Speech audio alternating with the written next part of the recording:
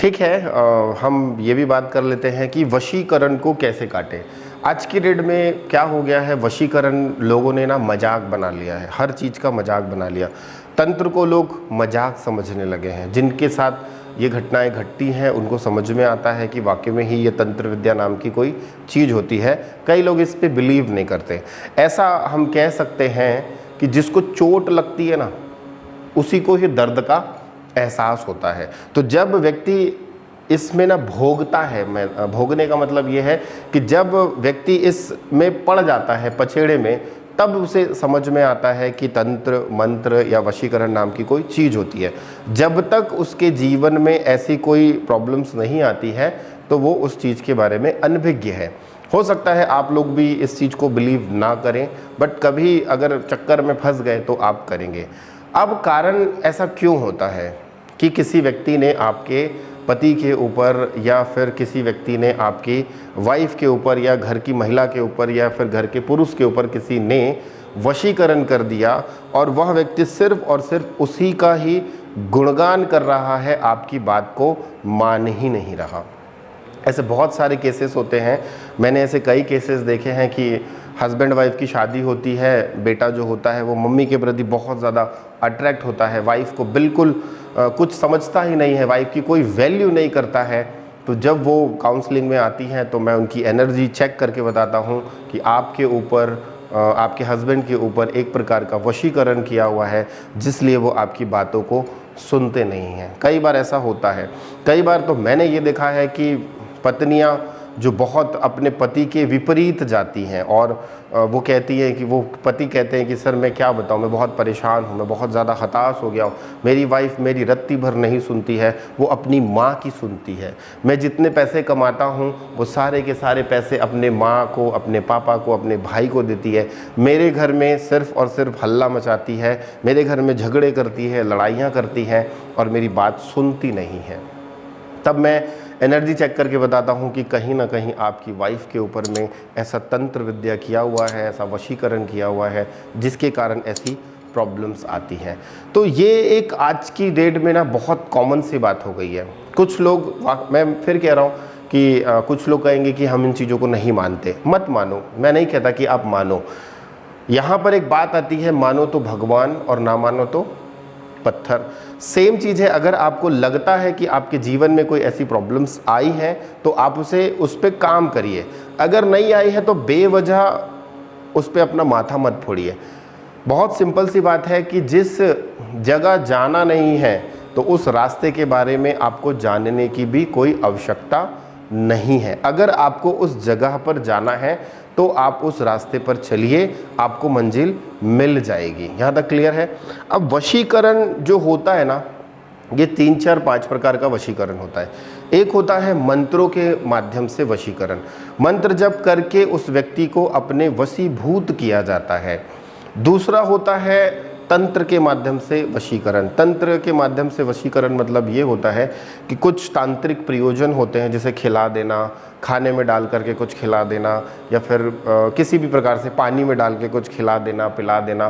तो ये एक दूसरा तंत्र होता है। तीसरा होता है कपड़े के ऊपर तंत्र। अगर आपका बिना धुला हुआ कपड़ा किसी तांत्रिक के पास चले जाएगा तो वो आपकी एनर्जी को क्या करता है, शमशान की मिट्टी से उसको बांध देता है, या शमशान के राख से आपके उस एनर्जी को वो बांध देता है और वो वशीकरण हो जाता है। तीसरा वशीकरण जो होता है वो आपका स्वयं का वशीकरण होता है। जब आप अपनी वाइफ के बारे में या जब अपने पति के बारे में आप नेगेटिव नेगेटिव नेगेटिव नेगेटिव सोचते हैं तो उसकी एनर्जी धीरे धीरे धीरे धीरे आपके प्रति नेगेटिव होती चली जाती है और आप देखते हो कि जो आप कह रहे हो वो आपके बिल्कुल अपोजिट बात कर रहे हैं। ऐसा होता है। ज़्यादातर होता क्या है, अब ये पता कैसे करें? पता करने के 2-3 एग्जाम्पल्स मैंने आपको पहले दिए हैं। लेमन आप सिरहाने पे रखिए, अगर लेमन का कलर चेंज हो जाए, रात में सोने से पहले आप एक लेमन रखिए, लेमन का कलर अगर चेंज हो जाए तो आप समझ जाना कि कहीं ना कहीं इस तरीके की कोई नेगेटिव एनर्जी की हुई है। दूसरा, अगर व्यक्ति के कुंडली में राहु ग्रह अगर बहुत ज़्यादा खराब है, राहु ग्रह अगर किसी व्यक्ति का बहुत ज़्यादा खराब है या नीच का है या 6, 8, 12 में बैठा है, तो ऐसी कंडीशन पे उसके ऊपर तंत्र का प्रभाव बहुत जल्दी होता है। कुछ लोगों के ऊपर तंत्र का प्रभाव होता ही नहीं है, चाहे कितना भी दिमाग फोड़ लिया जाए, कितना भी तंत्र कर लिया जाए। क्यों? क्योंकि उसका राहु ग्रह बहुत स्ट्रांग होता है। अब राहु ग्रह ही सबसे ज़्यादा इम्पोर्टेंट क्यों है? क्योंकि राहु ग्रह जो है वो छाया ग्रह है, वो एक छाया है। वो अगर सूर्य के सामने आ जाए तो ग्रहण लगा देगा, चंद्रमा के सामने आ जाएगा तो ग्रहण लगा देगा। तो राहु एक छाया ग्रह है, तो वो क्या करता है, नेगेटिव एनर्जी को कई गुना एनहेंस कर देता है। यहाँ तक बात समझ में आई? अब आपके दिमाग में आ रही होगी सर इसे हम काटे कैसे? तो काटने के लिए 3-4 चीज़ें हैं, वो मैं आपको बता दे रहा हूँ। पिछली बार मैंने आपको क्लासेस में बताया था कि तंत्र को कैसे काटें। फिर से आप एक बार नोट डाउन कर लीजिए। आपको लेना है शीशम का एक पत्ता।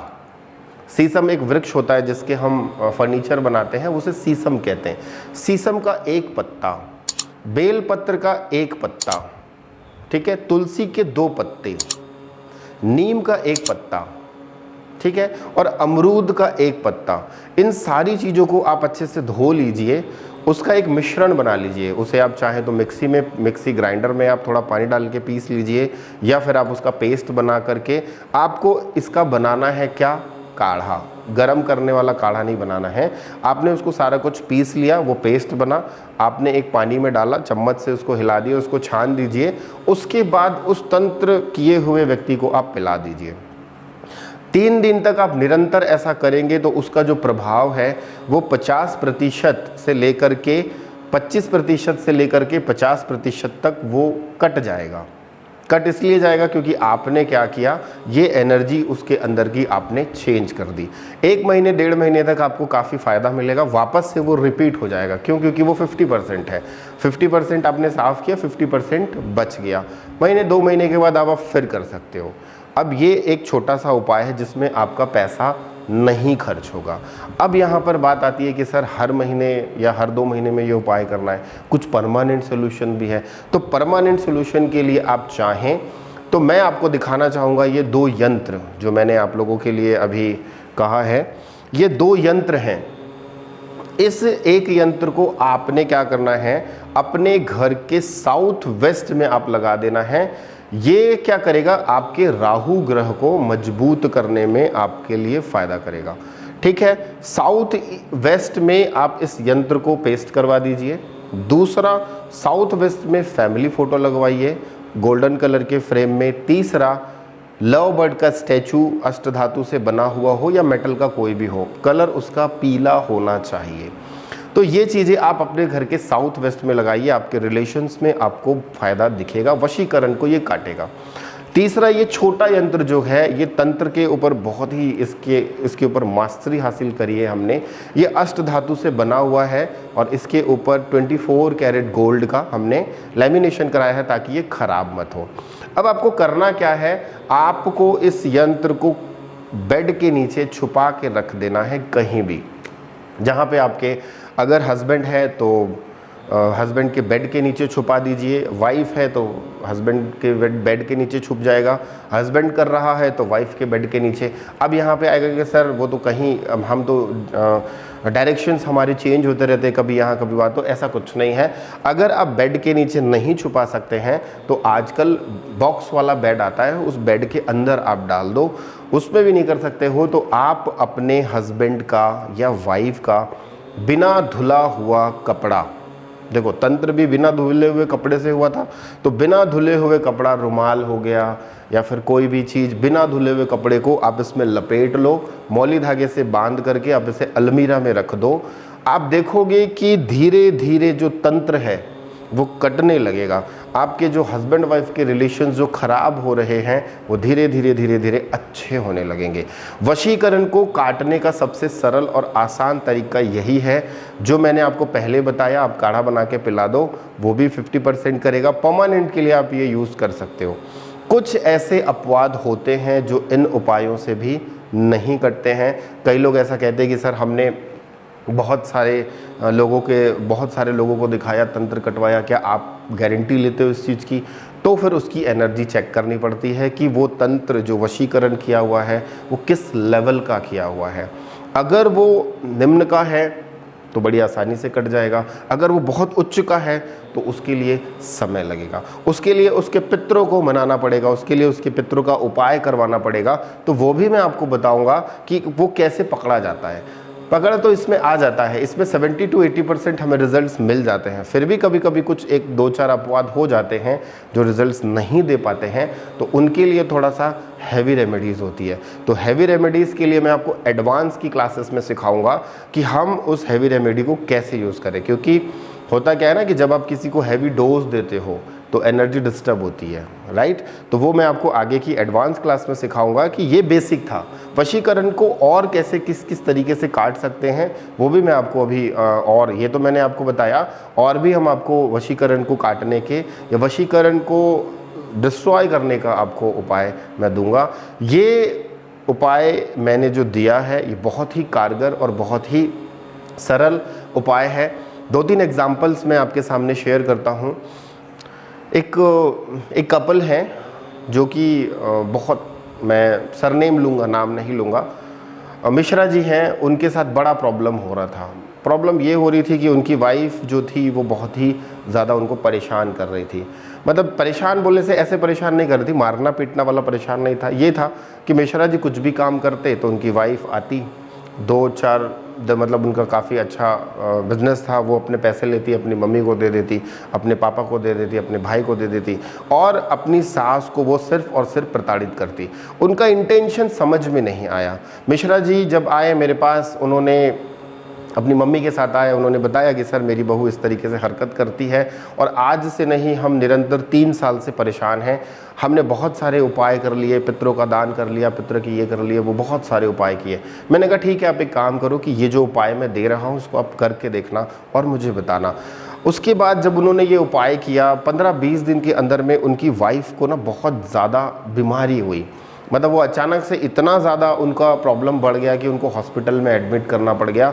उनका फ़ोन आया कि विकास जी ऐसी प्रॉब्लम आई है। मैंने कहा चिंता की बात नहीं है, वो वापस जब घर आएगी ना तो वो ठीक हो जाएगी। अब हुआ क्या, ये कैसे हुआ, राहु ने पटक दिया उठा के। पटक कैसे दिया, राहु ने उठा के सीधा हॉस्पिटल ले गया। वहाँ ले जाने के बाद उनकी एनर्जी को पूरे के पूरे तरीके से डिस्ट्रॉय कर दिया, और वापस जब वो अपने घर आई तो उनका 60 to 70% बिहेवियर चेंज हो गया। क्योंकि अब इसको मैं बताना चाहूँगा, क्योंकि उनको मृत्यु का भय हो गया। मतलब उनको समझ में आ गया कि मैं अगर हॉस्पिटल आई हूँ तो मुझे अंदर से फील हो रहा है कि अगर मैं हॉस्पिटल से बच के नहीं जाती तो शायद मैं मर जाती। अब वो क्या हुआ था ये मैंने आपको शॉर्ट में बताया। उनकी कंडीशन इतनी ज़्यादा वर्स्ट हो गई थी कि वो आईसीयू में चली गई थी, और अंदर से एक फीलिंग आई कि मैंने जो कर्म कर रही हूँ ये गलत है। उसके बाद उनकी जब आँखें खुली तब उनको समझ में आया कि मैं अपनी सास को परेशान कर रही हूँ, मैं अपने पूरे ससुराल पक्ष को परेशान कर रही हूँ, मेरा जीवन पल भर का है, क्षण भर का है। हे भगवान, मुझे कैसे भी करके बचा लेना और मुझे यहाँ से बाहर निकाल दो। जब वो वहाँ से बाहर आई उसके बाद उसने अपनी सास को ये बात बताई कि मम्मी जी ऐसा ऐसा मेरे साथ हुआ था। उसी समय मैंने कान पकड़ा कि आज के बाद मैं अपनी ससुराल पक्ष को कभी परेशान नहीं करूँगी। तो ये चीज़ें तंत्र को काटने के लिए। दूसरा एग्जाम्पल और देता हूँ आपको, ये भी बड़ा मज़े का एग्जाम्पल है। एक लड़की थी, वो किसी अदर कास्ट के पीछे में पड़ गई। अब पड़ क्या गई, वो मुस्लिम तंत्र का कुछ था हिसाब किताब, मैं नाम एक्चुअल में क्या होता है किसी कास्ट को लेकर के नहीं बोलना चाहिए, बट मैं बोल देता हूँ नॉर्मली तरीके से। वो मुस्लिम लड़की थी, बहुत अच्छे तरीके से पढ़ती थी, काफ़ी वेल थी, गवर्नमेंट जॉब थी उसकी, सैलरी आई थिंक उसकी 1-1.5 लाख रुपए कुछ सैलरी होगी। अब उसी के स्टाफ में ही वो, अब जिस पोस्ट में वो थी उससे जस्ट छोटी पोस्ट में उसका एक असिस्टेंट था, वो मुस्लिम था। उसने टारगेट किया कि मैं इसके साथ कैसे भी निकाह कर लूँ, शादी कर लूँ। करने के बाद फाइनली ये हुआ कि उसने मुस्लिम तंत्र कर करके उसको अपने प्रति वशीकरण कर ली। अब यहाँ पर बात आती है कि वो हिंदू और ये मुस्लिम। मम्मी पापा को जब पता चला तो उन्होंने बिल्कुल विवाद किया कि शादी तो होगी नहीं। लड़की ने एक ही चीज़ कहा, या तो मेरी शादी करवा दो नहीं तो मैं मर जाऊंगी। ऐसी कंडीशन पे इंसान मरता ना क्या करता। वो बहुत सारे बाबाओं के पास गए, मेरे पास भी आए। मेरे पास जब आए तो मैंने उनको सीधा सीधा कहा कि ये तंत्र जो है बहुत मुश्किल वाला तंत्र है, बट कोशिश करके देखते हैं कि हम इसे काट कैसे सकते हैं। लड़की जब मैंने कहा आप एक बार लड़की को मेरे पास लेके आओ या मेरी फ़ोन पे बात करवाओ। जब उसने मुझसे बात किया, मैंने कुछ चीज़ें उसके साथ डिस्कशन करी कि क्यों, क्या, कैसे, क्या हुआ। तो फिर मैंने उसको कुछ चीज़ें पूछी कि क्या आपके साथ ऐसी घटना हुई थी, क्या आपके साथ ऐसा होता है। उसने बताया हाँ सर मेरे साथ ऐसा होता है, जनरली ऐसा होता है। मैंने कहा ठीक है कोई बात नहीं। उस लड़के ने उसके ऊपर क्या तंत्र किया था, सिफली तंत्र एक मुसलमान तंत्र होता है जो बहुत ही पावरफुल तंत्र होता है। इसको काटने के लिए उस लेवल की एनर्जी चाहिए। मैंने कहा कि मैं इस लेवल पे तो हूँ नहीं, फिर भी मैंने कहा एक बार कोशिश करके देखते हैं, क्योंकि मैं इसमें हाथ नहीं डालूंगा। ये तंत्र अगर पलट के मारेगा तो मुझे भी मार देगा। मैंने कहा आपको मीडियम बनाता हूँ। उनकी माँ को मैंने मीडियम रखा और मैंने कहा कि ये उपाय है, आप इन उपायों से करिए, उसको ये चीज़ें खिलाइए और इस तंत्र को काटने का सबसे अच्छा तरीका यही है। उन्होंने उस उपाय को किया। विद इन 20 to 21 डेज़ में उस लड़की का बड़ा ज़बरदस्त एक्सीडेंट हो गया। एक्सीडेंट जब हुआ तो लड़की को कुछ नहीं हुआ, उसको बस हल्की फुल्की खरोंच आई। हॉस्पिटल में गई। हॉस्पिटल में घर आने के बाद उसको अंदर से एहसास हुआ, क्या एहसास हुआ कि मैंने अपनी मम्मी पापा को दुख दिया, इसलिए शायद मेरा एक्सीडेंट हुआ। अब उस एक्सीडेंट में लड़की को कुछ भी नहीं हुआ, उसको हल्की फुल्की खरोंच बस आई थी। बट उसको वहाँ से रियलाइज़ हुआ कि मैंने जो किया शायद मैंने अपने मम्मी पापा का दिल दुखाया है, इसीलिए अचानक से कोई गाड़ी आई, मुझे ठोकी। वहीं पे उसके दिमाग की बत्ती जली। घर में आने के बाद उसने अपने माँ बाप से क्षमा मांगी और कहा कि जहाँ आप बोलोगे मैं वहाँ शादी करने के लिए तैयार हूँ। तो ये तंत्र इस तरीके से कटता है, ऐसा कुछ नहीं होता बहुत बड़ा चमत्कार हो जाएगा। कुछ जीवन में अनएक्सपेक्टेड घटनाएं होती हैं और उस घटना से वो व्यक्ति उभरता है, उसके बाद उसके जीवन में कुछ अच्छा होता है। तो इस तरीके से हम वशीकरण को काट सकते हैं। यहाँ तक बात क्लियर हो गई?